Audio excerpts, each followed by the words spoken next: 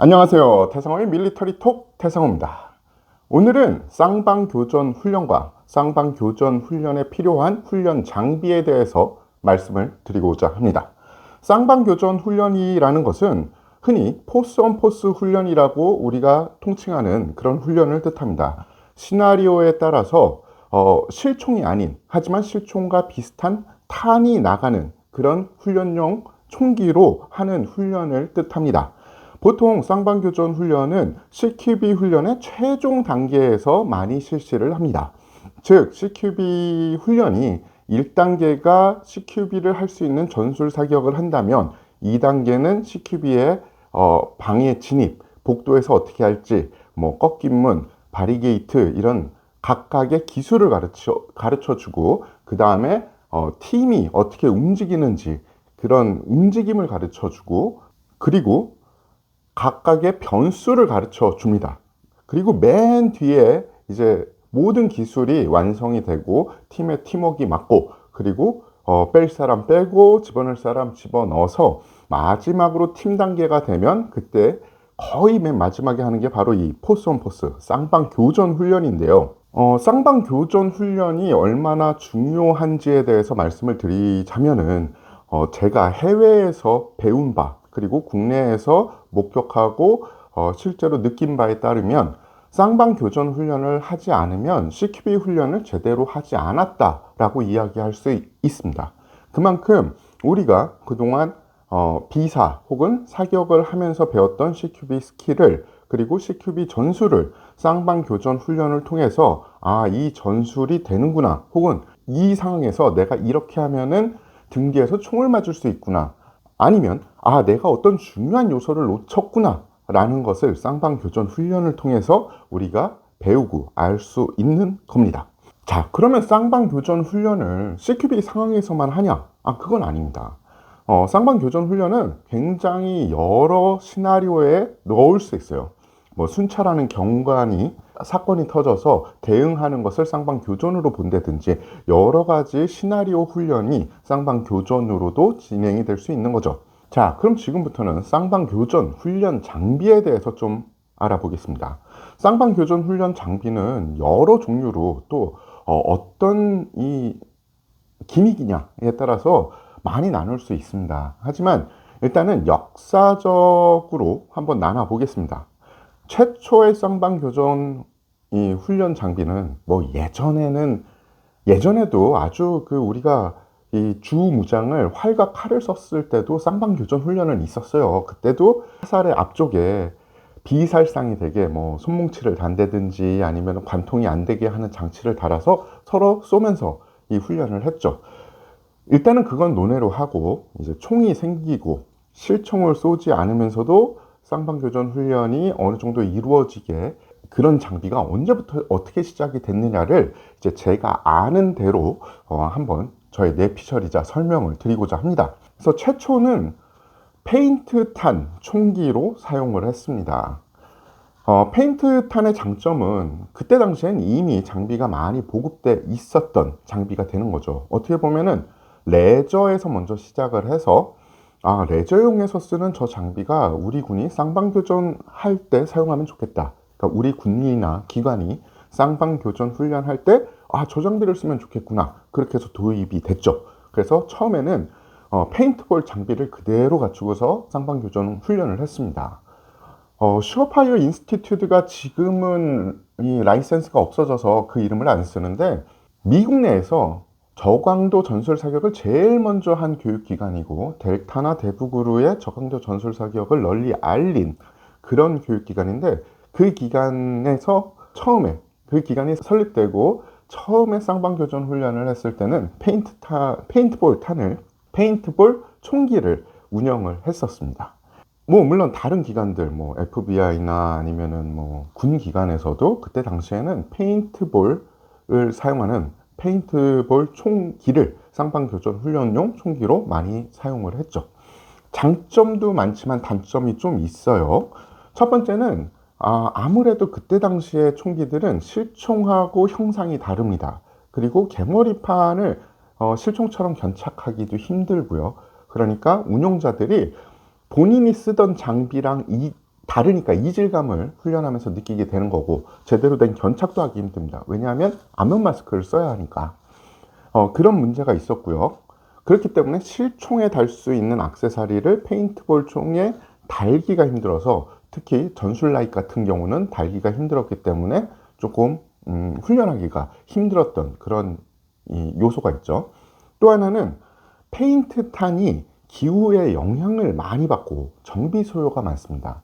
즉 내부에서 터지든지, 아니면 뭐 온도가 너무 높으면 안에서 녹는다든지, 온도가 너무 낮으면 안에서 얼어버린다든지, 이런 정비 소요가 굉장히 많았죠. 그러니까 장점은 일단은 안전하게 훈련이 가능하다. 그리고 상대가 맞으면은 피탄 흔적이 확실히 남는다. 그리고 그만큼의 고통을 준다인데, 단점은 아까 말씀드린 대로 외부적인 그 환경 요인에 따라서 페인트탄이 안에서 잘못될 가능성이 크고, 그리고 이 형상 자체가 실총과 다르고 견착이 잘 안 된다. 정비 소요가 많다. 이게 단점이 되겠습니다. 자, 페인트탄으로, 그러니까 페인트볼 총기로 한동안 쌍방교전 훈련을 했는데, 그리고 거기서 끝나냐? 아닙니다. 또 이 사람들은 점점 발전을 시키지 않습니까? 그 다음에 나온 게 바로 시무니션 총기예요. 시무니션 총기가 나오고, 그리고 그 다음 주자가 UTM인데, 사실은 시무니션을 조금 발전시키고 시무니션의 특허를 피해서 만든 걸 UTM이라고 보시면 됩니다. 시무니션 회사와 UTM사는 다른 회사예요. 그래서 사실 작동 방식이나 안에 기믹도 살짝이 아니라 좀 달라요.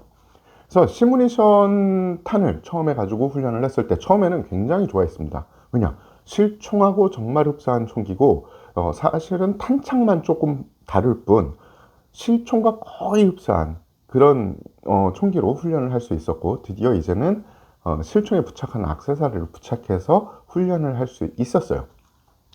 자, UTM은 시무니션 총기보다 가 1층 발전한 쌍방교전 훈련용 총기입니다. 그 이유는 이제 실총용 탄창을 쓸 수 있고요. 그리고 뭐 이 놀이새 정도만 바꿔주면 되고, 다른 거를 손볼 게 별로 없었어요. 그렇기 때문에 자신의 총에서 놀이새 쪽 바꿔주고, 그리고 탄창에 탄만 이 UTM 탄으로 끼면은 이제 훈련이 가능한 거죠. 그래서 앞쪽에는 UTM 총기라는 표식으로 이 파란색이나 다른 색깔로 이 표식을 해주면 내가 실제 사용하는 총기를 사용을 할 수 있다는 그런 장점이 있는 겁니다.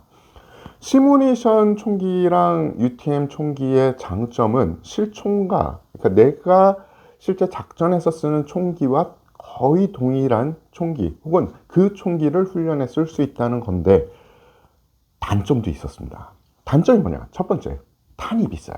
아무래도 이 실총과 비슷하게 화약의 힘으로 발사를 하는 그런 시스템이기 때문에 아무래도 탄 자체의 가격이 높습니다. 또 사실은 뭐 경제 법칙이 똑같죠. 많이 쓰이는 탄이면은 그래도 소요가 많아지니까 가격이 내려갈 텐데, 시무니션 탄이나 UTM 탄은 그렇게 많이 쓰는 탄은 아니에요. 사실은 미군이나 아니면 뭐 서방 세계 군대에서도 특수부대 말고는 구경하기 힘든 그런 탄입니다. 그래서 탄들이 좀 비쌌죠. 그리고 UTM 탄도 그렇고, 시무니션 총기는 뭐 그렇다 치고요. UTM 총기 같은 경우에 아이디어는 정말 좋죠. 그러니까 놀이새 쪽만 좀 바꿔주면은 내가 쓰는 총기에다 바로 사용을 할 수 있는데, 문제가 놀이새 뭉치를 바꿔주고 훈련용 탄을 쓰면서 약간은 내가 쓰는 실제 작전용 총기에 조금 변형을 줄 수 있는 거죠. 그러니까 변형이라는 게 뭐 형태가 변한다거나 이런 게 아니라, 놀이새를 바꿔 끼면서, 그리고 그 UTM용 놀이새가 UTM 탄을 치면서 그 안에 있는 UTM 탄이 발사가 되는 와중에 정비 소요가 남는다든지, 아니면 그 총열에 그런 좀 더 이 청소를 해야 되는 그런 번거로움이 생기게 되는 겁니다. 그래서 돈이 많은 부대는 사실은 거의 똑같은, 아니면 똑같은 이 상부를 하나 더 사서 UTM용으로 운영하는 그런 부대도 있긴 있어요. 하지만 그렇게 돈을 많이 받고 지원을 빠방하게 받는 부대는 미국 내에서도 얼마 되지 않습니다. 자, 그럼 그 다음에 대안이 될 수 있는 게 뭘까요? 바로 에어소프트 총기입니다. 처음에 에어소프트 총기가 나왔을 때는 사람들이 야, 저 장난감을 우리가 어떻게 쌍방교전 훈련에 쓸 수 있어? 아이, 야, 모냥 떨어져. 이런 이야기를 많이 했고요. 그때 당시의 총기들, 그러니까 90년도 초반이나 아니면은 90년도 중반, 90년도 말의 에어소프트 총기는 사실은 실총보다는 장난감 총에 더 가까운 그냥 플라스틱 비비탄이 나가는 장난감이라는 그런 성향이 강했죠. 하지만 이제 2000년도 넘어오고 그리고 점점 장비가 발전함에 따라서 점점 쌍방교전 훈련용 총기가 될 수 있는 가능성이 아주 커지게 된 겁니다. 특히 GBB가 나오면서 이 쌍방교전용 총기로 드디어 에어소프트 총기를 사용을 할 수 있을 것 같다라는 생각이 들게 된 거죠. 왜냐? 이 행정이 실총과 똑같이 되는 거죠.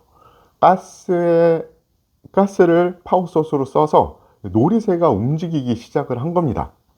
근데 이 가스로 운영되는 우리가 흔히 GBB라고 하죠. 이 총기들의 태생적인 문제가 하나 있어요. 파워소스가 탄창에 들어가고 이게 외부에 노출되다 보니까 첫 번째는 기온이 낮아지면은 정상적인 작동을 하기 힘듭니다. 또 어떻게 보면 자동차의 엔진이 탄창에 달린 거예요. 그래서 탄창 교환 훈련을 한다. 우리가 응급 탄창 교환이나 신속 탄창 교환 훈련을 한다. 그럼 탄창이 땅에 떨어지겠죠. 그렇게 되면 탄창이 파손되는 경우가 있어요. 하지만 탄창에 많은 이 요소를 넣다 보니까 GBB 탄창은 대부분 비쌉니다.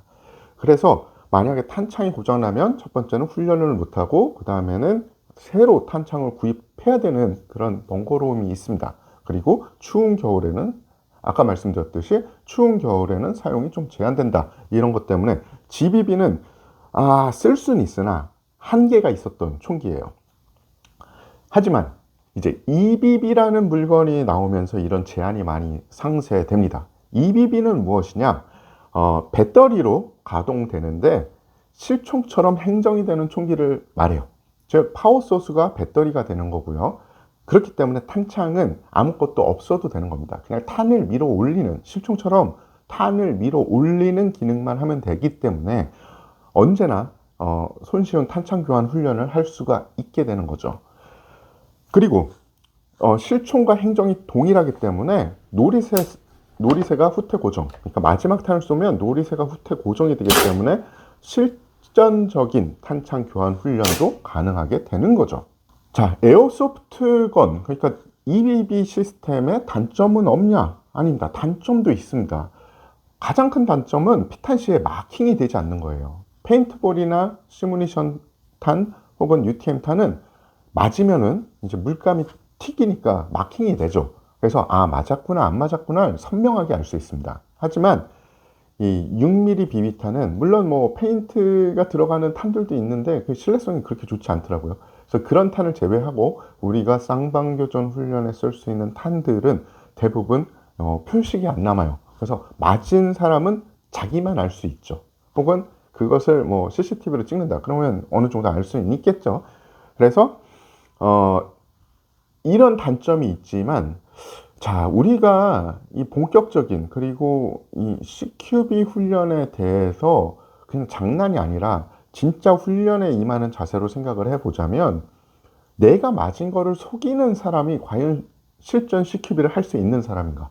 왜냐하면 훈련에서는 제가 훈련을 하는 이유는 내가 어떤 잘못을 아는지 그러니까 내가 어떤 잘못을 하는지를 훈련을 통해서 아는 게 바로 훈련이거든요. 그런데 훈련 때 내가 잘못해서 탄을 맞았는데 자기 자신을 속여서 나는 안 맞았어 라고 어떻게 보면 좀비 같은 생각을 하면 과연 그 대원은 이 실전 훈련에 들어갈 수 있는 사람, 실전 CQB를 할 수 있는 사람인가? 저는 이거부터 살짝 의심이 된다라고 말씀을 드릴 수 있고요.